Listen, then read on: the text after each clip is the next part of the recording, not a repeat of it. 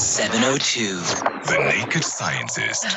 We go to the Naked Scientist. That's Dr. Chris Smith now. It's 20 minutes to 3 o'clock. Hello, Chris. Hello. How are you doing?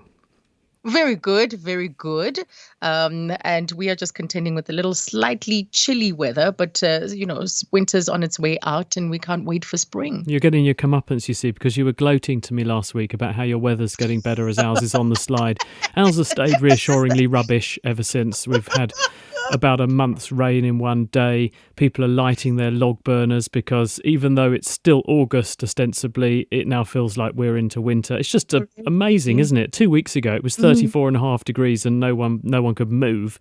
And now it's sort of barely above the temperature you'd expect in autumn. But there we are. Can't complain. Miserable. Miserable. Well, it serves you right anyway. It's your doing. Your heart has been holding on to it since last week, and look at us now. So let's get to the calls. We're taking your calls this afternoon with Dr. Chris Smith, the Naked Scientist. And this is where you get to ask a whole host of your science curiosities, whatever you've been fascinated by, your musings, your questions and curiosities right now. We go to Costa in Norwood. Afternoon, Costa. Hi. Good afternoon, Chris. Hi, Costa. Azania. Hey, Costa.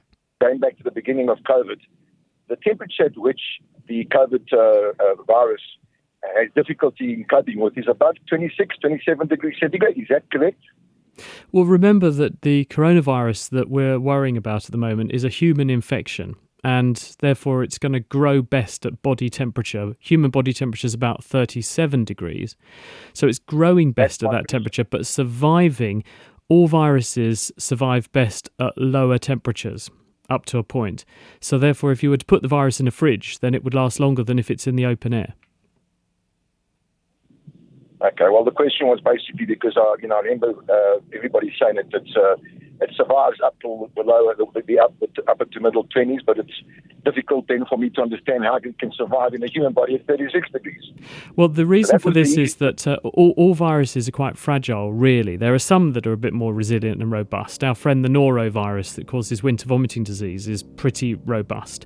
But most viruses, like coronaviruses and influenza viruses, they're actually quite fragile. And when they're in the body, they've got ideal temperatures and conditions to keep the virus particle viable. And when they leave the body, they usually do so in the form of droplets from the airways. So when I'm breathing, when I'm talking to you, actually, I'm spraying out a fine mist of droplets from my airways. If I have a virus, pretty much any virus that grows in my airways, I'm going to spray out with those droplets pre-packaged virus in the droplets. But as those droplets evaporate and they lose water, eventually you end up with just naked viruses there, and they can dry out and they're quite fragile and they'll fall apart, which is why the virus only has a certain lifetime on a surface before it effectively becomes dysfunctional and doesn't work anymore.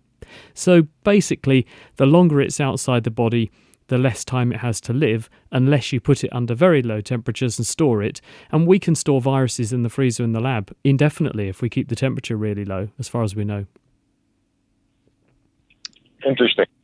There you go, Costa. What was your other question? Important question. Okay. Chris, I've read about you and listened to you for years and years, and it amazes me the amount of knowledge you have. So given that you have that amount of knowledge and you retain it for so many years, please answer this somewhat pertinent question. What do you think about religion, or your personal views, if I may ask that, on religion? Having your knowledge and your understanding of sciences, the earth, the universe, the Big Bang, and so forth. I've often wondered, with your kind of knowledge, how do you cope with the religion? I mean, please help me with that one. Well, personally, I don't see any tension between religion and science in many respects, because science does what science does and religion does what religion does. The two things are not comparable. They're like apples and oranges. They're two totally different disciplines. They're two totally different belief systems and two totally different ways of approaching and analysing the world. And actually, religion is not incompatible with science. if you were God and you made the Earth, then you would obviously put in place patterns and rules for the biology on Earth to follow, which is what effectively Darwin has explained with Darwin's theory of evolution. That's not at all at odds with anything that's in the Bible. And also, if you wind the clock back, you ask about the Big Bang, to the beginning of the universe. The universe is about 13.8 billion years old. We actually know there was a beginning, and we've got various strands of evidence that prove there was a Big Bang at which the universe popped into existence. Now, we don't know what was there before the Big Bang, and we don't know why the Big Bang happened, but we do know that at that time, our universe that we're in was born.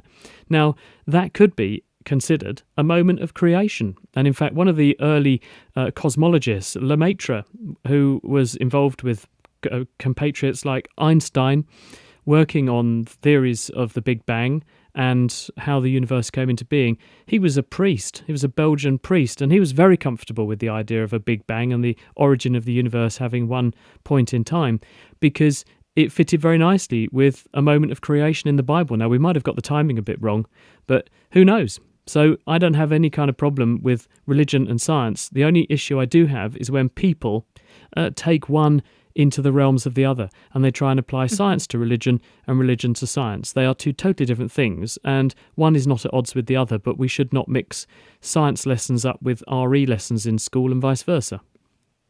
Right. Costa, thank you for those two great questions. Thank you very much. Thank you. That's Costa in Norwood. And next we go to Ruwaida. Ruwaida, you're on in Deckers Park. Hi. Hi, good afternoon. My question to Chris is, you find all these colorants and preservatives in our sauces. How bad is this for our health, like the sodium, benzoate, sulfur dioxide, acidifiers? Is this perhaps a contributing factor to the different cancers we find? Hello, Okay. Ruwaida. There are some examples of certain food additives and chemicals which have subsequently been shown to be bad for you. Things like Sudan red and stuff like that, various dyes and other pigments, which we used to think they were harmless. After enough time of gathering enough data, we begin to see an association between exposure to them and people becoming unwell. Those things, though, are few and far between, and the things that are added routinely to food, additives and so on, are in fact doing a good job of keeping food safer. Many of these additives are things like vitamin C. Vitamin C is a food additive. It's not coloured, admittedly. It's a colourless molecule, but it's adding additional safety to food because it's an antioxidant. So if food doesn't oxidize, then you're not turning other chemicals in the food that could potentially become nasties into nasties because you slow down the rate at which that happens with some of these additives. So additives aren't all bad. There have been some in the past with a checkered history, but not all. And the vast majority of them are tried and tested, they are considered safe, and there isn't evidence linking them to behavioural problems or other health issues. That said, we're always monitoring, always watching, and people are looking for these kind of associations, and if they see one, they make sure it's not chance or some spurious association, and if there is any evidence that bad things are going on, they take steps to make sure that that's stopped immediately. There you go, Ruwaida. Thank you. Comforted? Thanks so much. Thank you. Ruwaida in on Deckers Park. So we're taking your calls this afternoon for Dr. Chris Smith, our naked scientist. And this is where you get to really pose your science curiosities with him. And Joe has done exactly that. Your calls on 011-883-0702 right now. Joe, hello. Hello, Azania. Azania, I'd like to ask about asymptomatic patients with COVID. Are they infectious? Because as I understand it, and as the World Health Organization has explained, it is the pre-symptomatic patients who are infectious. Otherwise, there's no carrier state with the COVID virus. What is the situation, Dr. Smith? Hello, Joe. The answer is that anybody can get infectious with COVID. Anybody can catch the virus that causes COVID. And you're most infectious when you're most symptomatic, we think. But you are also infectious before you get any symptoms, and you remain infectious for a period of time after the symptoms begin.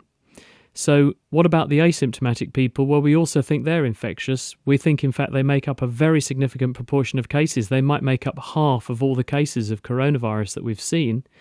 And what we don't know at the moment is the extent to which they are infectious.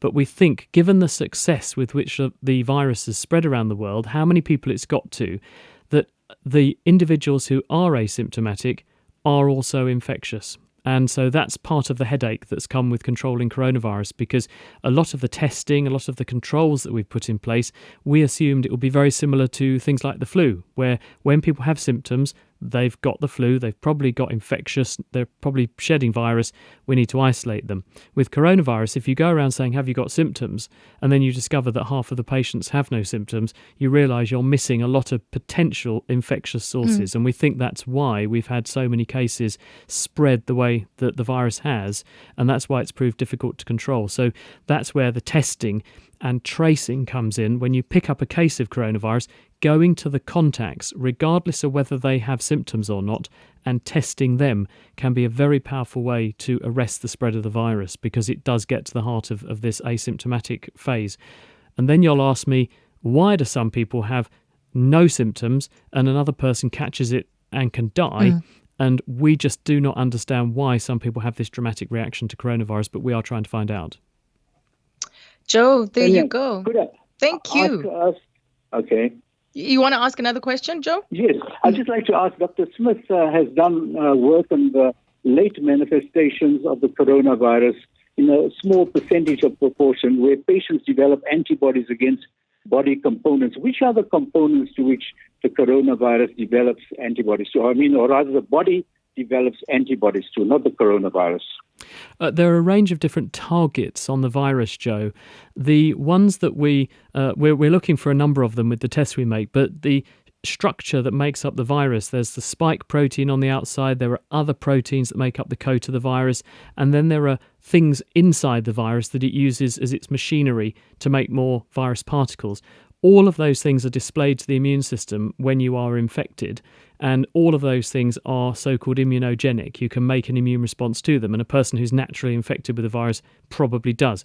Some of those things, though, are more immunogenic. They make more of an immune response than others. So although people will make a response against any part of the virus, potentially, you tend to see certain parts coming up more in the test that we're doing. And the key to making a good antibody test is actually to go and find a part of the virus that as many people as possible respond to, and make your test base itself on that. But the bottom line is, anything's up for grabs. Pretty much any part of the virus will drive an immune response if your immune system can see it. Right. Joe, thank you for those two questions. That's Joe and Kilani as we try to understand this virus a little bit more. I don't know, where is this pandemic going, Chris? I'm sure there are different models, or some pandemics have tapered out in different ways over the years. But with this one, it just seems like there's no end in sight. We are seeing a decrease in numbers of infections, right? So there's a slowing down. Our R0 has become smaller. Or let me say the numbers that are being reported, let's be honest, because maybe there's a discrepancy between the real rates of infection and the numbers that we see. But ultimately, we've seen certain conditions come and go. You'd have a flare-up of Ebola, for instance, and then with awareness and management and so on, it kind of comes to an end, as we saw recently. But with COVID, is this just going to be ongoing? We don't know. At the moment, it's got to tens of millions of people in terms of cases. The death toll around the world, probably close to about 1 million people now. But actually, the flu, in a bad flu year, claims 1 million people, and the flu does this every year. So we have to keep a sense of proportion about this. It's a really difficult virus to control. We currently have no vaccine. We currently have 8 billion people on Earth whom we have to get a vaccine into if we're going to stop this thing.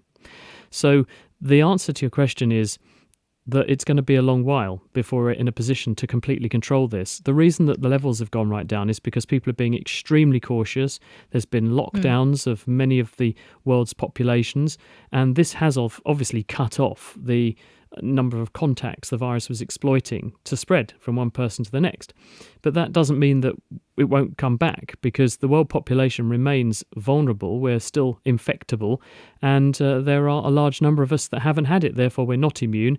And the other fly in the ointment now is that a number of reports have now been published of people who caught the virus, cleared the virus, and have now caught it again. There was a case report from Hong Kong of a gentleman who caught it back in March, April, was in hospital, sufficiently unwell to be in hospital with it, recovered, tested negative, and then having travelled, he was going through Spain, went through London, and then returned to Hong Kong. In the last few weeks has tested positive for the virus again, but you can prove this is reinfection because the virus he's now got, or has just been recovering from, has a different genetic makeup to the one that he caught originally, proving he's caught another strain of the same virus, proving that the immune response he made to the first infection wasn't sufficient to protect him as little as 3 months later. And now the US has published a similar case report. So this is going to be another challenge to us, that where previously we thought people who've had it, they're probably going to have at least some semblance of immunity. That is not a given, and it appears that at least in a proportion of people, the immunity is not that long-lived, and they may well be vulnerable and catch it again. Yeah. Let's go to, is it Tiatu in Pretoria? Hello. Hi, I've got two questions quickly. One, given the position of the Earth, at what point does one say you are out in space? And secondly, we need sensation when we are sleeping. Okay, first one, where do we consider space begins? Well, actually, there's no absolute marker for this, but there is a concept called the Kármán line, which is 100 kilometres above the Earth. And it is at that point that we regard the Earth has stopped and space has begun. But the Earth's atmosphere extends for a long way out into space in terms of very thin wisps and vestiges of our atmosphere. So the International Space Station, which is going round at 400 kilometres altitude, is still feeling a bit of drag from the Earth's atmosphere and periodically needs to be speeded up in order to make sure it doesn't slow down enough to make it fall out of the sky. So there's no absolute Earth stops, space starts, but 100 kilometres Kármán line is regarded as the main point at which we go from the Earth's atmosphere and into what we call space proper. The other question about paralysis and sensation when we sleep. When we go to sleep, we definitely deactivate our systems that enable us to move. And this is done with good intention, because if you were to act out your dreams, you could harm yourself. So when you go to sleep, there is a region in your brain stem. It's in the subcerulear region, which is the bit of the nervous system connecting the brain at the top of your head to your spinal cord. And as the messages come down from your brain going down towards the motor nerves in your spinal cord, when you go to sleep, this region engages and turns off that supply of information so that you don't end up acting out your dreams. You do, however, retain sensation, because if you pinch someone, kick someone, if they were to lay on the same part of their body for too long, they could get pressure sores, and they need to be able to respond to things going on around them. So although we deactivate the motor system, we don't deactivate the sensory system when we're asleep in bed at night. Fantastic. Chris, thank you very much. We'll see you again next Monday. All right. Thanks, Azza. See you soon. Bye, everybody. Yep. That's Dr. Chris Smith, our naked scientist.